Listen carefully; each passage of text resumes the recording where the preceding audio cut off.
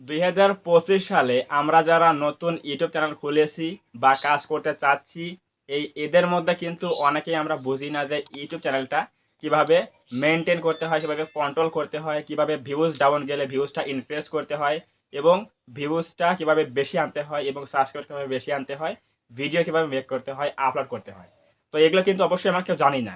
তার মধ্যে রয়েছে হচ্ছে সিটিআর বা ক্লিক থ্রো রেট, এরপর রয়েছে হচ্ছে অডিয়েন্স রিটেনশন, যেটাকে আমরা এআর বলি। এরকম কিন্তু অনেকগুলো ফিচার্স রয়েছে ইউটিউবের মধ্যে এবং পাশাপাশি রয়েছে হচ্ছে ট্রাফিক সোর্স, যে আমাদের ইউটিউবে কোন কোন সোর্স থেকে ভিউজ আসে।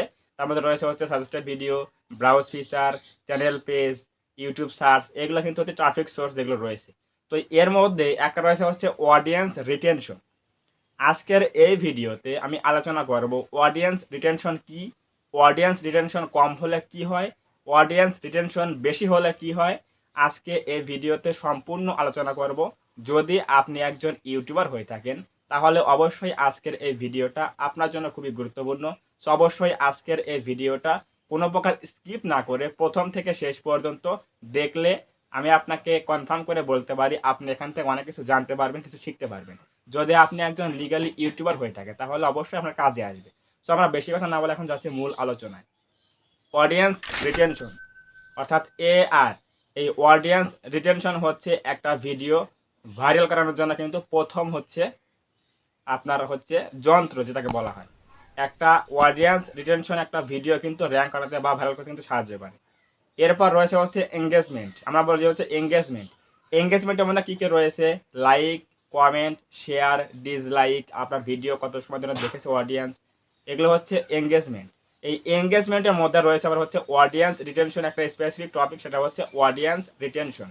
এই অডিয়েন্স রিটেনশন হচ্ছে একজন অডিয়েন্স আপনার ভিডিও কত সময় ধরে দেখেছে বা কতক্ষণ ধরে দেখেছে।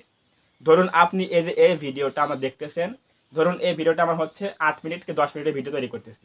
তো এই ভিডিওটা যদি 8 মিনিটের হয়ে থাকে তাহলে একজন অডিয়েন্স যদি এই ভিডিওটা মিনিমাম 4 থেকে 4.5 মিনিট দেখে তাহলে কিন্তু অ্যাভারেজ 50% কিন্তু আপ হয়ে যাচ্ছে।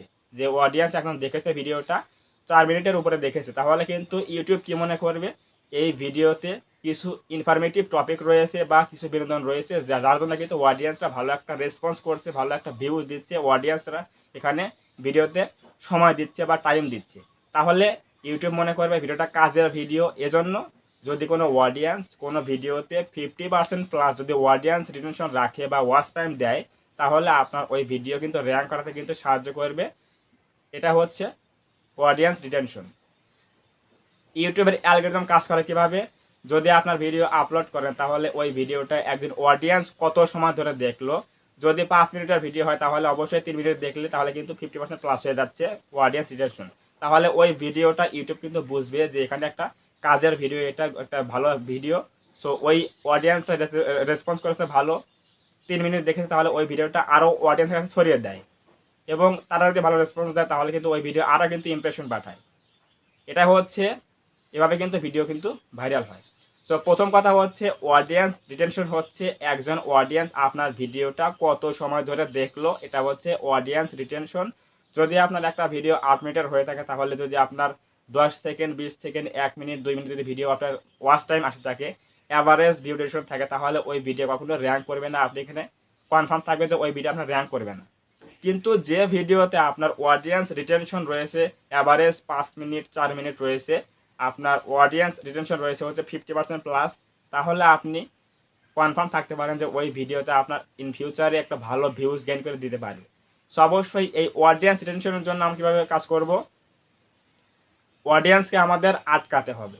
কীভাবে আটকাবো? ভিডিওর মধ্যে আপনি যখন ভিডিও শুরু করবেন তখন শুরুতেই বলবেন না যে চ্যানেলটা সাবস্ক্রাইব করুন, আমাকে সাবস্ক্রাইব করুন, এরকম বলবেন না। প্রথমে আপনি কি কি নিয়ে আলোচনা করবেন সেগুলো প্রথমে হাইলাইট করবেন ভিডিওর প্রথমে। একটা ভিডিও যখন আমরা শুরু করব শ্যুট করা, তখন কিন্তু আমরা প্রথমে কিন্তু আজে বাজে কথা বলবো না। ভিডিওর প্রথম 30 সেকেন্ড কিন্তু হচ্ছে ইন্ট্রো টাইম। তো এই যে এই ভিডিওতে আমি প্রথমে কি বলেছি যে আজকে এই ভিডিওতে আমি আলোচনা করব অডিয়েন্স রিটেনশন কি, কিভাবে কাজ করে, কম হলে কি হয়, বেশি হলে কি হয়, এগুলো কিন্তু আমি বলেছি। যদি আপনি একজন ইউটিউবার হয়ে থাকেন তাহলে অবশ্যই এগুলো বুঝবেন এবং ভিডিও কিন্তু লং টাইম দেখবেন। সো এভাবে আপনাকে প্রথমে 30 সেকেন্ডে কিন্তু একটা হুক ব্যবহার করতে হবে, হুক ইউজ করতে হবে, যাতে আপনার অডিয়েন্সরা ভিডিওতে সময় দেয় বা দেখতে বাধ্য হয়। অথবা আপনি একটা ট্রিক্স খাটাতে পারেন, সেটা হচ্ছে আপনার ভিডিওর এন্ডে বলতে পারেন যে আমি ভিডিওর শেষের দিকে একটা টপিক রেখেছি, যেটা খুবই বোনাস পয়েন্ট বা কিছু আপনার উপকারে আসবে, এগুলো কিন্তু আপনি বলতে পারেন। এভাবে আপনি অডিয়েন্সদের ভিডিওতে আটকে রাখতে পারেন এবং আপনার বেসিক যে টপিকগুলো রয়েছে সেগুলো আপনাকে প্রথমে 30 সেকেন্ডের মধ্যে বলতে হবে, তাহলে আপনার অডিয়েন্সরা ওগুলো দেখার জন্য, শোনার জন্য কিন্তু ভিডিও কিন্তু কন্টিনিউ করবে। তাহলে এভাবে আপনি কাজ করলে কিন্তু ওই ভিডিওতে কিন্তু আপনার অডিয়েন্স রিটেনশন কিন্তু বেশি চলে আসবে এবং এটা বেশি হলে কিন্তু একটা ভিডিও কিন্তু র্যাঙ্ক করে বা ভাইরাল হয়। সো প্রথমে আমাদের আজেবাজে কথা বলা যাবে না ভিডিওর প্রথমে 30 সেকেন্ডে। এখানে কিন্তু আমাদের প্রথমে অডিয়েন্সদের মানে ইমপ্রেস করতে হবে ভিডিও কিছু তথ্য জানিয়ে, যে আমরা এই বিষয়ে আজকে ভিডিওতে আলোচনা করব, এটা অবশ্যই অডিয়েন্সকে কিন্তু জানাতে হবে। তো এখন বলি যে অডিয়েন্স রিটেনশন কম হলে কি হয় আর বেশি হলে কি হয়। শর্টকাট কথা, যে ভিডিওতে আপনার অডিয়েন্স রিটেনশন কম রয়েছে, অ্যাভারেজ কম রয়েছে, 50% নিচে রয়েছে, ওই ভিডিও আপনার কোয়ালিটি খারাপ হয়েছে, অর্থাৎ আপনার ভিডিওতে তথ্য কম রয়েছে অথবা বিনোদন কম রয়েছে, এজন্যই অডিয়েন্সরা ভিডিওতে ওয়াচ টাইম কম দিয়েছে 50%-এর নিচে, এজন্যই ওই ভিডিওতে অ্যাভারেজ ভিউ ডিউরেশন অর্থাৎ অডিয়েন্স ডিউরেশন কম রয়েছে।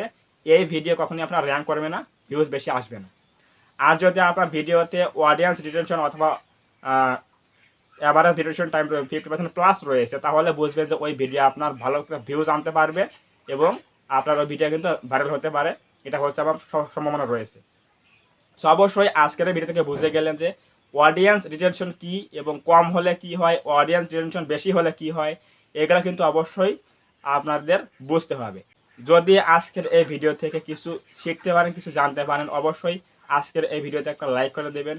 লাইক করলে কি হয়, এই যে আমরা ভিডিও তৈরি করি, এই ভিডিও তৈরি করার মধ্যে একটা মোটিভেট তৈরি হয় যে সামনে আরও ভালো কোনো ভিডিও নিয়ে আসবো। এবং আপনি যদি আমাদের এই চ্যানেলের মধ্যে নতুন হয়ে থাকেন, অবশ্যই এই চ্যানেলটা সাবস্ক্রাইব করবেন এবং পাশে আসা বেল আইকনটি অল প্রেস করে দিয়ে আমাদের এই পরিবারের সদস্য হয়ে যাবেন। ধন্যবাদ সবাইকে, দেখা হবে আগামী কোনো নতুন হেল্পফুল এবং ইনফরমেটিভ ভিডিওতে।